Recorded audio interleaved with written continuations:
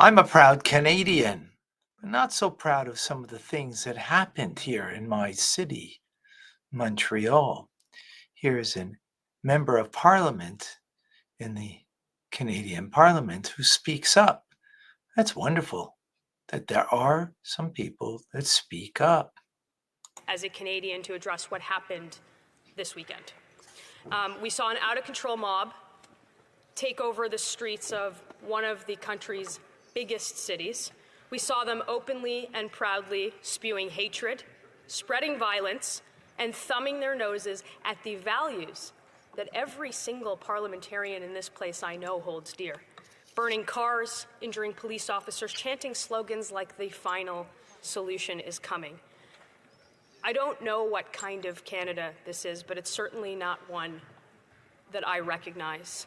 And I know that many Canadians feel exactly the same way after watching that.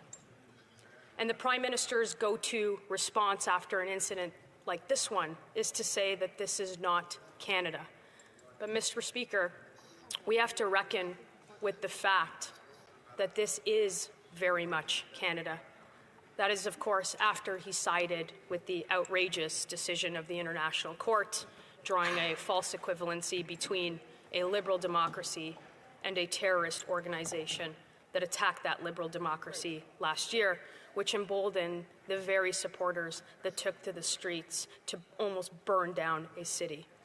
Our country is no longer a haven for law and order, for truth and justice, for peace, and for the freedom that we used to have. And Mr. Speaker, instead of talking about all of this, we are still here after 2 months of demanding the documents in this place, demanding that the Liberals turn over the documents to the police, instead of debating the very real issues and the consequences to Canadians that happened, that poured out into the violence that poured out into the streets over the last number of evenings and days, if you're on the campus of Concordia University. We're still talking about this. And we have become a nation where the rights of bigots and violent rioters trump the rights of freedom of religion and, sadly, of personal safety, something that I never thought that I would say on the floor of this House. And we have become a nation where the grievances of a small, petty, lawless minority govern the lives of a larger, law-abiding majority. And we have become a nation where we have lost the ability to put a stop to even the most despicable behavior. And instead, day after day in this House, we demand the same thing from the same government that refuses the same order. Day after day, we ask them to release the documents instead of talking about the issues that Canadians are seized with.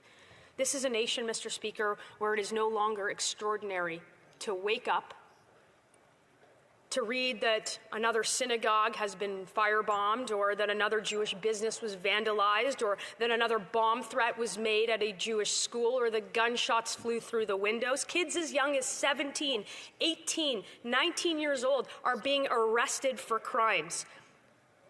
Children in this country are being turned against one another, blinded by our ability to teach even the most basic tenets of respect and critical thinking, with the woke academics pushing DEI ahead of introspective thought, and their unions that have become a bastion of ideological drivel that has now become dangerous and has spilled out into our streets.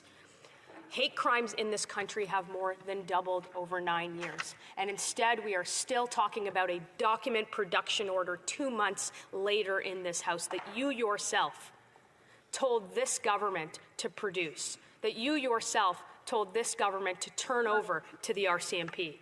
That is the natural consequence, Mr. Speaker, of a Prime Minister and a government that cannot even utter the most basic condemnation of radical and extremist behavior in this country, who send one group of MPs to say something to one community and a different group of MPs to say the exact opposite to another community. Those days are over, Mr. Speaker. That's how it works in the Prime Minister's Canada, but that's not how it works in Canada. And I will say one thing, because we've talked about it in the House and most recently from comments from the government House Leader. But the bouncy castles and the hot tubs and the outdoor barbecues and a protest blocking several blocks in a single city, honking equals a national emergency. Frozen bank accounts and prosecutions.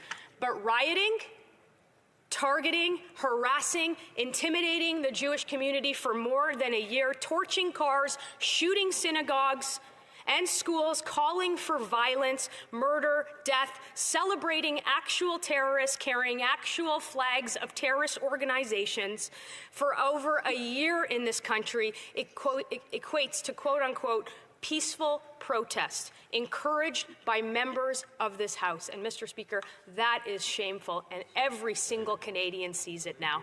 What's happening now is a hallmark of this government, a government that has held this place up for 2 months without turning over documents in this latest scandal of 400 million tax dollars, 186 conflict of interest broken. Ministers who cannot keep their jobs because they have misled the Canadian public and this House about their identity.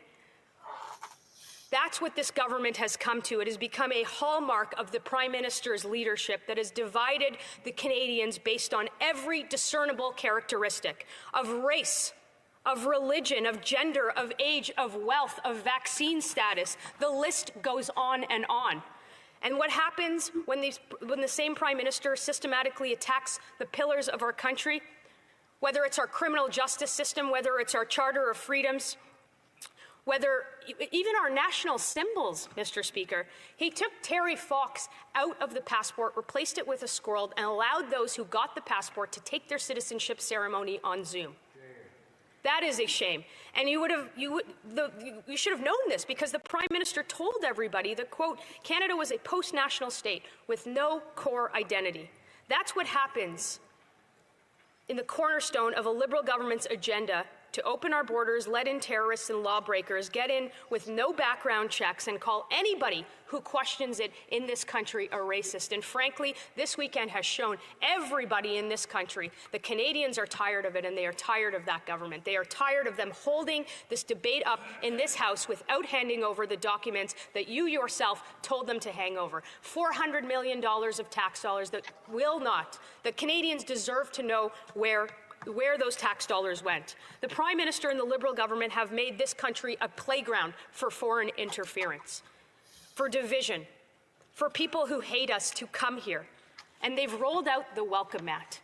And then what did he do? He left us in the cold. The chants of death to Jews grew louder in front of synagogues. He ignores calls for safety and security, and his threats to communities got more and more intense. He ignored and silenced the voices in his own caucus that are supposed to be the ones speaking out, the voices that are supposed to be standing up for their communities, that are supposed to have a seat at the table. He shoved them out of the room, and he doesn't listen to them anymore.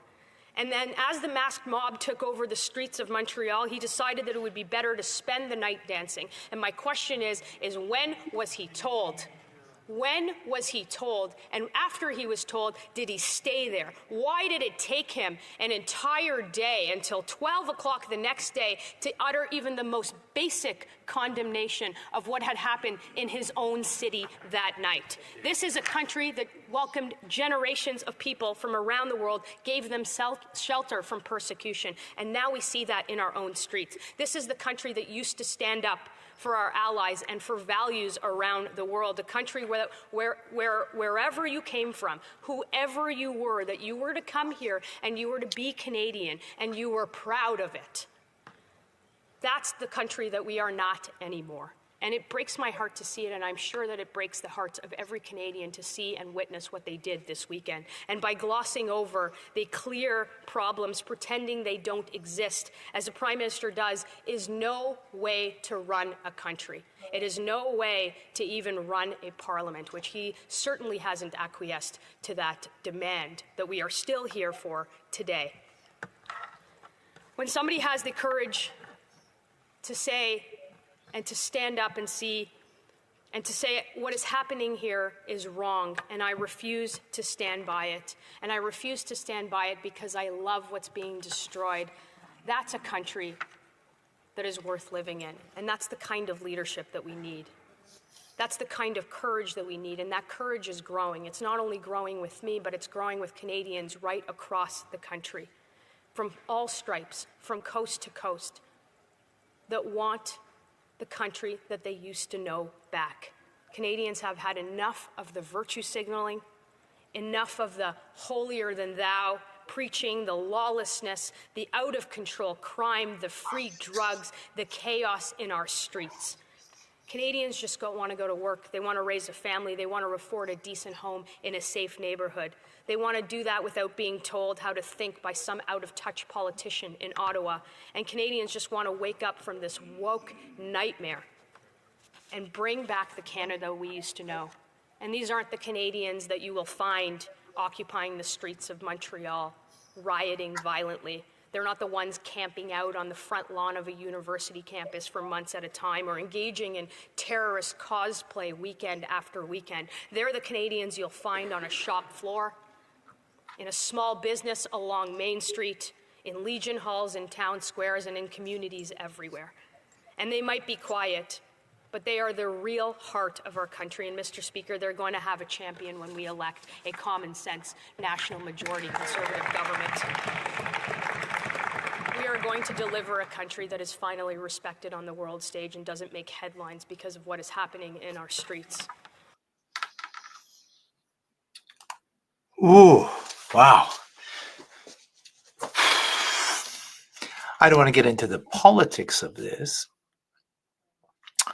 but just some of the important points that were mentioned, not a Canada that I recognize, emboldening bigots and the lawless minority, hate crimes doubling, while regular Canadians who are quiet just want to have a quiet and good life.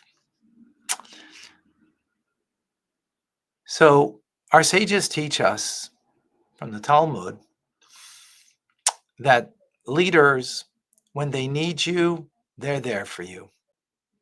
Right? They're there.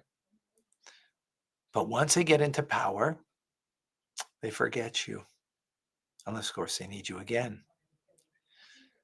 And that is common practice across the board of all leadership that is not based on Torah.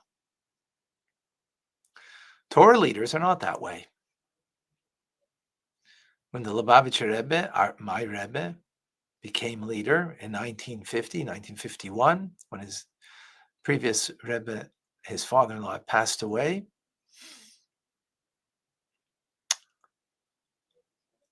he was there in total devotion to the people.